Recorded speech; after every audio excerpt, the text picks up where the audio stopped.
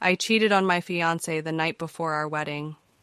Yeah, the night before I was supposed to stand in front of everyone we loved and promise forever, I broke the biggest promise before it was even made. And the worst part? I can't even tell you I regret it. I'm 28 now, but this happened when I was 26. On paper, I was living the dream, good career. A fiancé everyone adored. Adam, that's what I'll call him, was the kind of guy people said you lock down. Steady job, stable, personality. The one who picked you up when your car broke down and remembered your mom's birthday before you did. We'd been together since college. He was my first serious boyfriend. For years, people looked at us like we were the perfect couple, and I leaned into that. Every anniversary photo, every holiday card, every couple goals comment from friends. I clung to it like proof I was living the right life. So when Adam proposed, I said yes, before he even finished the question. Christmas lights glowing, our families cheering, my mom already tearing up. It felt like the natural next step, but in the quiet moments, away from the applause, something inside me twisted. Because if I was really so happy, why did I sometimes lie awake wondering if I'd chosen the safe option instead of the right one? I ignored it, called it cold feet, told myself every bride doubts. But those doubts didn't go away. They grew louder the closer the wedding came. The rehearsal dinner was picture perfect. Toasts, champagne, family laughing, bridesmaids squealing over tomorrow. Adam looked at me like I was his whole world. And then there was Nick. Adam's best friend since childhood, the best man. Nick was everything Adam wasn't. Loud, reckless, a little bit dangerous, the type who lived out of a duffel bag half the time and had stories about getting lost in Thailand or sneaking into concerts. And the thing is, Nick and I always had this weird energy. Nothing physical. Nothing inappropriate, but sparks. I'd feel it in the way he teased me at barbecues or the way he'd hold eye contact too long before looking away. That night, after the dinner, Adam left early. Tradition, bride and groom don't stay together before the wedding. He kissed me goodnight in front of everyone, said, "Tomorrow's the best day of our lives," and headed to his parents' house. I should have felt butterflies. Instead, I felt this gnawing pit of dread in my stomach. Back at the hotel, I changed into pajamas, washed off my makeup, tried to calm down. That's when I heard the knock. Nick. He leaned against the doorframe like he had all the time in the world. "Just checking in," he said. "You looked off tonight." I laughed it off, but he didn't buy it. He walked in, sat on the edge of my bed, like it was the most natural thing. We started reminiscing, stupid college stories, the time Adam locked himself out of the dorm naked, the disastrous road trip we all took senior year. And for a while, it felt safe, friendly, but then his hand brushed mine. And I froze. I could have pulled back. I could have told him to leave. Instead, I looked up and saw that look, the one I'd caught 100 times before and ignored. Intense, unspoken, like he was saying everything out loud without moving his lips. When he kissed me, it felt like the world split open.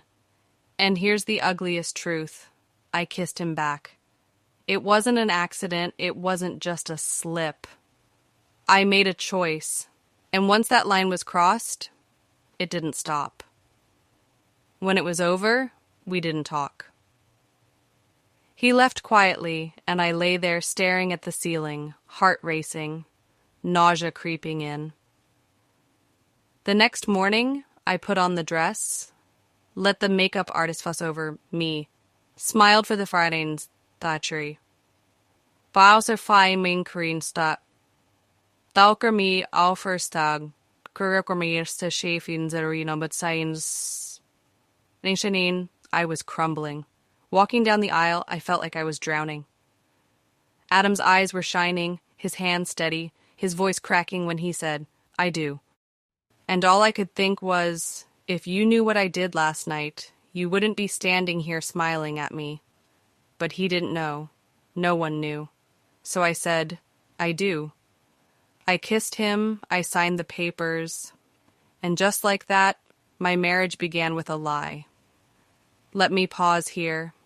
If you were in my shoes, would you have stopped the wedding? Would you have confessed? Or would you have done what I did? Plaster on a smile and carry the secret into forever? Because even now, I can't decide which would have been crueler.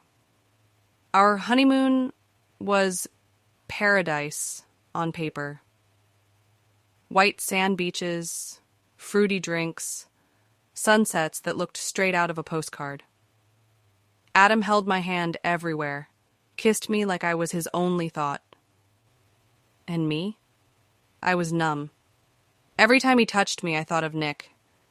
Every time Adam said, I'm so glad we finally did this, I wanted to scream, we didn't.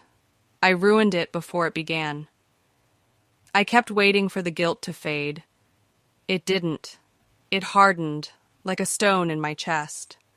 Back home, life fell into routine. Setting up our apartment, grocery shopping, family dinners. From the outside, we looked like newlyweds in love. But inside, I was unraveling. I started picking fights with Adam over stupid things, dirty socks on the floor, texts he didn't answer fast enough. He thought it was stress, normal married bickering, but it wasn't. It was guilt poisoning everything. And then there was Nick. Every barbecue, every birthday party, every time Adam called him brother. It was like standing in front of a mirror that reflected back everything I wanted to forget. Nick and I never spoke about that night. We didn't have to. Our silence was the loudest confession. Sometimes, at family parties, I'd catch his eyes across the room. Just for a second. Enough to remind me that he knew. That we'd shared something no one else in the world did. I hated him for it. I hated myself more. At night, Adam would fall asleep next to me, his breathing steady, and I'd lie there staring at the ceiling, wondering how long before this secret exploded. So let me ask you, if your partner did something like this the night before your wedding, would you want to know? Or would ignorance actually be kinder? Because I've lived both sides of that question, and I still can't answer it. 2 years later, Adam still doesn't know. Our marriage looks perfect on Instagram, in holiday photos, in the eyes of our families. But me? I'm not the same person.